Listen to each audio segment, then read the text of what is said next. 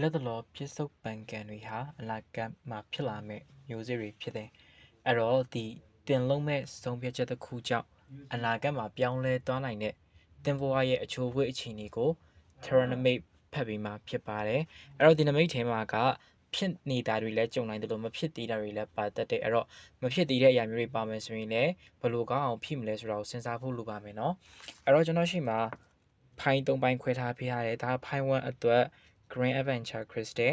ဒါက Pine 2အတွက် Amethyst Crystal နဲ့ဒါက Pine 3အတွက် Tiger Eye Crystal လေးပဲဖြစ်ပါတယ်ကိုယ့်ရဲ့စိတ်ထဲမှာကိုယ့်ရဲ့အနာဂတ်အကြောင်းတွေးလိုက်တဲ့အခိုက်အတန့်မျိုးမှာကိုယ်ကိုဆွဲဆောင်ရတဲ့ခံစားရတဲ့ဖိုင်တစ်ခုကိုတေချာလေးရွှေ့ပေးပါပြီးတော့ခဏနေ reading ကိုအားလုံးပြန်လာခဲ့ကြဖို့အတွက်ညစ်တာရက်ခံအပ်ပါတယ်ခင်ဗျာ Hello ဖိုင်1လေးတွေပြန်ရောက်ကြပြီလားဗျအဲ့တော့ဒီပိုင်း1အတွက်ကကျတော့ဒီ justice record ကိုကြားတယ်ပေါ့နော်လဲကြတိုင်းအချိန်ပြန်ထားပြီးအရှုံးမပေးဘဲနဲ့ရှေ့ဆက်နေတဲ့သူတွေကဒီပိုင်းကိုအရွေးများလိမ့်မယ်လို့တော့မြင်တယ်ဘဝကိုရလာကြတဲ့ကပင်ပန်းဆင်းရဲမှုဒုက္ခသစ္စာလို့ဖះကဟောထားတယ်အဲ့တော့ဒါကိုလက်တွေ့မှာရင်ဆိုင်နေရတဲ့သူတွေကဒီထဲမှာအများပြမြင်နေရတယ်ပေါ့နော်အဲ့တော့ကိုယ့်ရဲ့ဘဝကဒီကက်နဲ့တိုက်ဆိုင်မှုရှိလားမရှိဘူးလားဆိုတော့မှတ်ခဲ့ပြီးပေါ့နော်အကြောင်းတရားနဲ့အကျိုးတရားချင့်ချိန်ပြီးဆင်ခြင်ရတဲ့ပုံစံမျိုးလေးတွေလည်းမြင်နေရတယ်တခုခုဆိုရင်အတိတ်ကိုထောက်ရတယ်အတိတ်ကနေလက်ရှိကနေအနာဂတ်ကိုကြော်ဖို့ဘယ်လိုတေချာကြိုးစားမလဲဆိုတဲ့သူမျိုးတွေကဒီထဲမှာပို့ပြီးမြင်ရတယ်ပေါ့နော်တရားမျှတတာကိုကြိုက်တဲ့သူမျိုးတွေရှိတယ်အဲ့တော့we want justice အမှန်တရားကိုမျက်နှာတွေကြောင်မို့လို့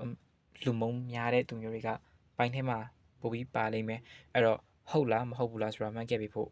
မေတ္တာရက်ခံအပ်ပါတယ်ကိုနဲ့ energy ကိုက်မကိုက်ပေါ့နော်ပြီးတော့ဂျားဖြစ်အနေနဲ့ကျွန်တော်စီမှာ Thorough Mage နဲ့ဆိုရင်ပညာရှင်နဲ့တောင်းချမ်းနဲ့လာမေးလို့ရပါပြီခင်ဗျာကျွန်တော်ရဲ့ Viber နဲ့ Telegram နံပါတ်ကိုဆက်သွယ်ပေးပါဗျအဲ့တော့ဆက်ကြပါမယ်အကြောင်းတရားကြောင့်အကျိုးတရားဆက်လာမှုလေးတွေလည်းမြင်တယ်အမှန်တရားကိုမျက်နှိုးတယ်ရိုးသားမှုရှိတယ်ရိုးသားလို့လည်းအမြဲတမ်းပတ်ဝန်းကျင်မှာဆိုရင်ပေးဆက်ခံရတဲ့သူမျိုးတွေကဒီပိုင်း1ထက်မှာပိုပြီးများတယ်ဘယ်လိုပဲဖြစ်ဖြစ်ရိုးသားမှုကုန်စားမကုန်ပေါ့နော်ပြီးတော့တမာတိintuition အားကောင်းတဲ့သူမျိုးတွေကပိုင်း1ထက်မှာပိုပြီးပါတယ်ဘဝသင်ခန်းစာမျိုးတွေ life changes နဲ့ပတ်သက်တဲ့အရာမျိုးတွေအများကြီးဖြစ်သွားဖို့လာမျိုးတွေရှိတယ်ကြုံတွေ့ခဲ့တဲ့အတွေ့အကြုံတွေကသူများတွေတယုံမကြုံခဲ့တဲ့ဘဝသင်ခန်းစာမျိုးတွေစိတ်ခံစားချက်မျိုးတွေကြုံခဲ့ရတော့ခက်ခဲလာပြီဆိုရင်ဘယ်လိုရင်ဆိုင်ဖြေရှင်းရမလဲဆိုတာကိုတည်တယ်အဲ့တော့ဒီအသည့်တွေကြောင့်ပဲကိုရှေ့တက်မဲ့အရာမျိုးတွေကပိုပြီးတွန်းပို့ပြီးနိုင်မဲ့အခြေအနေမျိုးတွေရှိတယ်ကိုရဲ့စိတ်ထဲမှာခံစားမဲ့အရာမျိုးဆုံးဖြတ်ချက်ချမယ်ဆိုရင်လည်းကိုက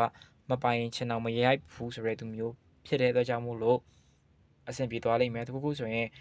ကောက်ကငင်ကကောက်လို့လာမျိုးမဟုတ်ဘဲနဲ့အကြောင်းတရားနဲ့အကျိုးတရားဆက်ပြီးတော့တွေးတောဆင်ခြင်ပြီးလုပ်နေတဲ့သူတွေဖြစ်တဲ့ကြောင့်မလို့ပိုင်း1ရဲ့အဖြေက yes ပါပြီးတော့ကျွန်တော်အနေနဲ့ပိုင်း1ကိုလုံးဝစိတ်ချတဲ့ထဲမှာပါပါတယ်ဒါကြောင့်ကိုစူးစမ်းမဲ့ခိုက်တဲ့မျိုးကိုအတတ်နိုင်ဆုံး nothing is impossible to a well mind ဆိုရဲမဖြစ်နိုင်ဘူးဆိုတာဘာမှမရှိဘူးဆိုတဲ့စိတ်နဲ့ရှေ့ဆက်ကြပါအားလုံးပဲ good luck ပါခင်ဗျာအဲ့တော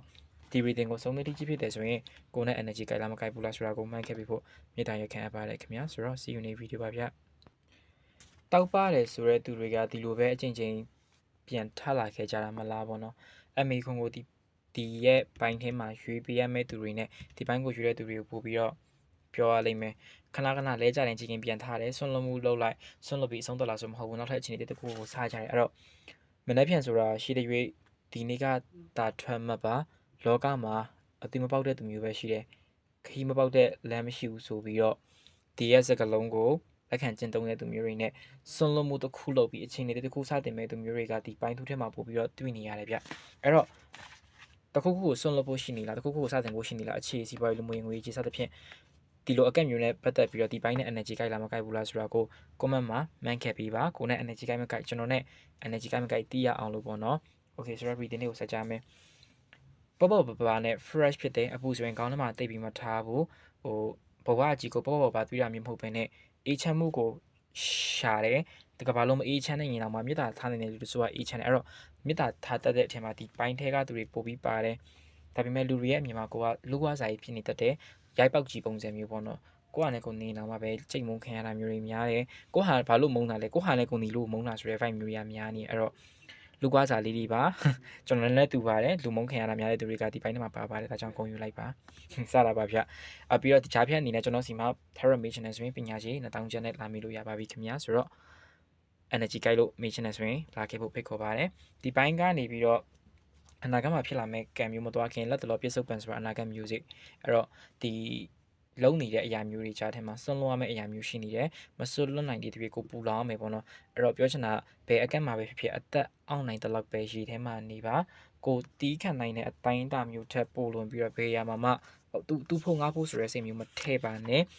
လူတိုင်းကကိုလိုကောင်းစိတ်မပေးနိုင်ဘူးပြီးတော့ကိုယ်တိုင်ကလည်း innocent ဖြစ်တဲ့အပြစ်ကင်းတဲ့ pure ဖြစ်တဲ့မာနရှိလားရှိတယ်ဆဲတက်လားဆဲတက်တယ်လှုပ်တက်လားလှုပ်တက်လဲရုံမာလားရုံမာတက်တယ်ဒါပေမဲ့မလှုပ်ဘူးဘာလို့လဲဒါငါဖြစ်နေလို့ဆိုတဲ့ပုံစံမျိုးနဲ့ပဲရှိဆက်ကိုကဖြူဖြစ်ပြီးသားမို့လို့ကိုဖြူထဲတဲ့အဖြူထဲကိုဘာရောက်မှအဆူမခံနဲ့အဲ့ဒီဆိုးလာတဲ့အရာတွေကြောင့်လည်းကိုပြောင်းလဲပြစ်စရာမလိုဘူးเนาะပြီးတော့စွန့်စားမှုစံကောင်းဆက်မဲ့အရာမျိုးတွေလုပ်ဖို့ရှိနေတယ်အသစ်စားဖို့အရာမျိုးတွေရှိရမျိုးလည်းမြင်တယ်အဲ့တော့ဒီ version အတွက်ကိုကလုံးဝစိတ်ချတဲ့အထဲမှာပါတယ်100%မှာဆိုရင်80%လောက်ကိုဒီပိုင်းကိုယူတဲ့သူတွေကိုကျွန်တော်ကစိတ်ချတယ်အဲ့တော့ကိုယ့်အနေကိုယုံကြည်မှုရှိပြီးရှေ့ဆက်ပါအနာဂတ်ဆိုတဲ့ကာလမျိုးမှာကိုယ့်ရဲ့ဘဝအချိုးစစ်အကွေကကောင်းမွန်တဲ့အချိုးစစ်အကွေတွေပဲဖြစ်လာမယ်ဒါပေမဲ့အခုဖြစ်နေတဲ့အခိုက်အတန့်တိုင်းပဲလူဝါစာပုံစံမျိုးသူတို့ကရပ်ပလက်ဆိုရင်ကိုကကာကြီးသူတို့ကယူဆိုရင်ကိုကအန်အဲ့လိုခံစားချက်မျိုးတွေတော့ရှေ့ဆက်ရတယ်ဘယ်လိုပဲဖြစ်ဖြစ်အတ္တဟိအတ္တနောနာထောပါငါမှငါပဲရှိတယ်ဆိုတဲ့စိတ်နဲ့ရှေ့ဆက်ပါစသရအစဉ်ပြေလာပါလိမ့်မယ်ခင်ဗျာဆိုတော့ဒီ reading ကိုစုံနေကြည့်ဖြစ်တယ်ဆိုရင်ကိုနဲ့ energy ကိုက်လာမခိုက်ဘူးလားဆိုတော့ comment ခဲ့ပြီးဖို့မေတ္တာရခံအပ်ပါတယ်ခင်ဗျာဆိုတော့ see you next video ပါဗျဘော်ရာလေးပြောပါမော်တော်ကားနဲ့ရေတော့မဟုတ်ဘူးဒါပေမဲ့ခရီးသွားဖို့စိတ်ကူးရှိနေတဲ့သူမျိုးတွေအဲ့တော့ခရီးဆိုတဲ့ခိုက်တဲ့မျိုးမှာဘဝခရီးဒါမှမဟုတ်ရင်လည်းကိုယ့်ရဲ့ပညာလန်းခရီးစသဖြင့်ခရီးအကန့်နဲ့ပတ်သက်ပြီးတော့ဒါမှမဟုတ်ရင်လည်းဒီအောင်မြင်မှုဆုံးခန်းကိုလက်တကမ်းမှာပိုင်ဆိုင်ရရှိနေတဲ့သူမျိုးတွေကဒီပိုင်း3ထဲမှာပို့ပြီးပါမယ်ခံစားချက်မျိုးတွေတော့မြင်နေလှုပ်ချင်တဲ့အခိုက်အတန့်မျိုးတွေကလက်တကမ်းမှာမြင်နေရပြီးအဲ့ဒီအရာအတွက်စွတ်ခူးလိုက်ရုံပဲစိုက်ပြီးသားတစ်ပင်ရအတီးတီးလာပြီးအဲ့ဒီအတီးကိုစားဖို့အတွက်ထိုင်ဆောင်နေရတဲ့ပုံစံမျိုးတွေပဲမြင်လိမ့်မယ်တခုအောင်မြင်မှုတင်ပိုက်ထားတဲ့ခံစားချက်မျိုးတွေဒါမှမဟုတ်လည်းအောင်မြင်မှုရတော့မဲ့ခံစားချက်မျိုးတွေရနေတယ်ဒီပိုင်းကိုအရန်အားရတယ်ဘာလို့လဲဆိုတော့ဒီပိုင်းကိုရွေးတဲ့သူတွေကလုံးဝအဲ့လို professional ဆရာကြီးဆရာမကြီးတွေရွေးလိမ့်မယ်အဲ့တော့မြောက်ပြောတာမျိုးမဟုတ်ဘူး appreciate လုပ်ပြီးတာလက်ခံပေးနိုင်တဲ့ပုံစံမျိုးကိုပိုင်ဆိုင်ခြင်းတဲ့အရာမျိုးတွေပိုင်ဆိုင်လာတော့မဲ့ပုံစံမျိုးပြီးတော့ပိုင်ဆိုင်အောင်လည်းမြင်ရတဲ့လောက်ကဒီပိုင်းကစိတ်အားထက်သန်တဲ့သူတွေအရွေးများမယ်လို့မြင်တယ်စိတ်အားထက်သန်တဲ့သူမျိုးတွေကလည်းဒီဗီဒီယိုမြင်လိုက်မယ်ပိုင်ဆိုင်မှုသဘောတရား